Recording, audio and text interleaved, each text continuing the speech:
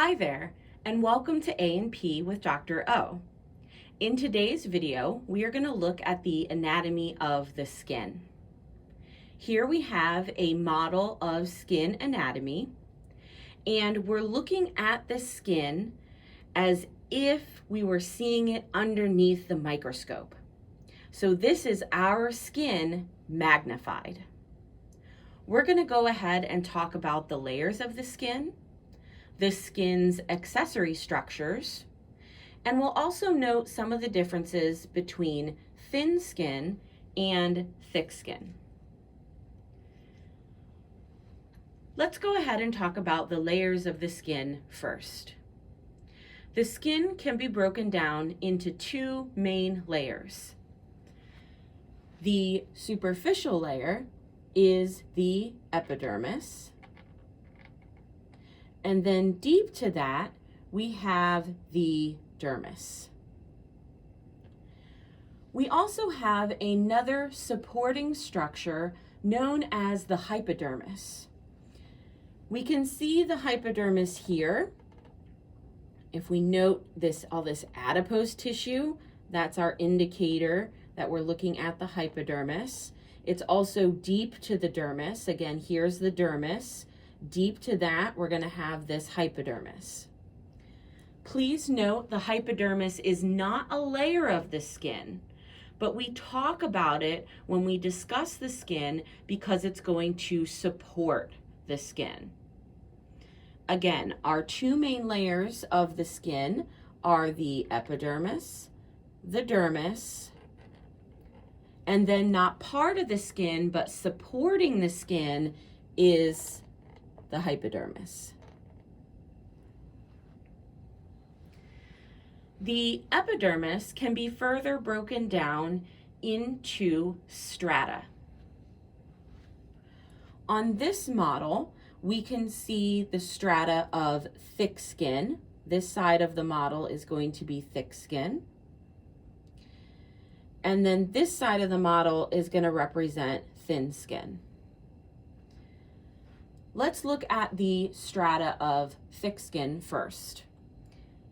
Most superficial is the stratum corneum. Then we have the stratum lucidum, stratum granulosum, stratum spinosum, and then this very bottom layer here is the stratum basale, or that basal layer. I think it's helpful to use a mnemonic device in order to remember these layers in order. An example of a mnemonic device that you could use is, can Lucy give some blood? So, can Lucy give some blood? And there's our bottom layer there. That would mean stratum corneum, stratum lucidum, stratum granulosum, stratum spinosum, and then again on the bottom, we have the stratum basale. Over here with thin skin, we see the same layers except no stratum lucidum. Therefore, thick skin has 5 layers, and thin skin would only have 4. We can also note that the stratum corneum is much thicker on the thick skin than it is on the thin skin here. And thin skin, we also have hair. Now that we've talked about the layers of the skin and the strata of the epidermis, let's talk about how the epidermis and dermis connect. The epidermis and dermis connect where the stratum basale, which kind of goes up and down here, meets the dermis, and that's going to take place at the basal lamina. It's going to be between the epidermis and dermis, connecting the two. And again, when these connect, we have the epidermis going down and up into the dermis, and then we have the dermis pushing up into the epidermis here. So this connection creates these mounds known as dermal papillae. So we can see the dermal papillae here. We can also see them really well over here. So again, they're finger-like mounds of the dermis that project up into the epidermis, and the dermis and epidermis are connected by the basal lamina. Let's go ahead and move on to some of the accessory structures of the skin. The skin has a variety of touch receptors. There's 2 on this model that we're going to go ahead and note today. Up in these dermal papillae, we can see these touch receptors here, and these touch receptors are known as Meissner's corpuscles. They are also called tactile corpuscles. You can use either name, either Meissner's or tactile. Either one is acceptable for this structure.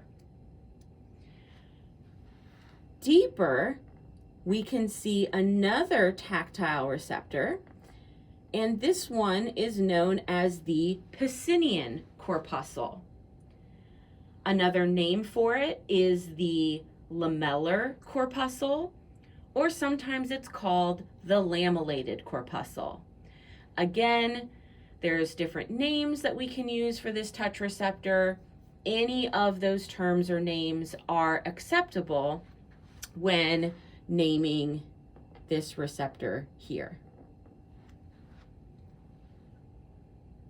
We also have different glands that we can find associated with the skin.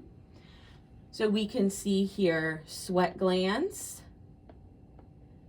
So we've got our sweat glands here, and we can see that they are going to be depositing directly onto the skin surface in the case of this particular type of sweat gland. We also have sebaceous glands, and sebaceous glands are going to be associated with hair follicles. Here's one sebaceous gland here. Here's another sebaceous gland here, associated with the hair follicle, which is the organ that produces hair. And again, we can see our hair here in our thin skin. The sebaceous gland, its secretions are going to be deposited onto the hair shaft. We also have a smooth muscle associated with the hair follicle. So here's a smooth muscle also here.